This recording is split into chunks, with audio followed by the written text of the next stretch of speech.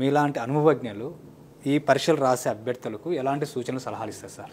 ఏ పోటీ పరీక్ష అయినా ఏ పని అయినా గుర్తుపెట్టుకోండి, విజయం సాధించాలంటే అది తక్షణ విజయాలు రావు.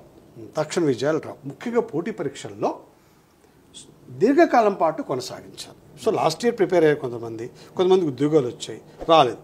ఏం చేస్తారు వాళ్ళు? దాంతో అక్కడ ఆపేస్తారు, మళ్ళీ నోటిఫికేషన్ వరకు వెయిట్ చేస్తుంటారు. అది తప్పు.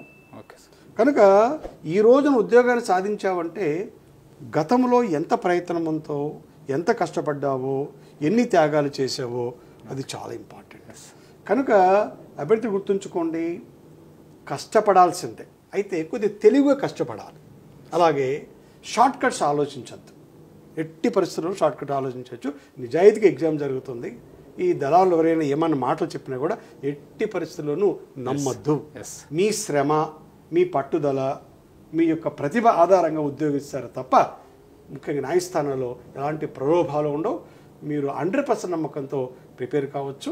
సో ఒకటే గుర్తుపెట్టుకోండి, సో మీరు what I mean to say, నిజాయితీగా నిరంతరంగా శ్రమిస్తూ ఆత్మవిశ్వాసంతో ముందుకెళ్తూ వ్యవస్థపై నమ్మకంతో మీరు ముందుకు వెళ్తూ ఉంటే, నిరంతరం ప్రిపేర్ అవుతుంటే డెఫినెట్గా ఉద్యోగాన్ని సాధిస్తారు.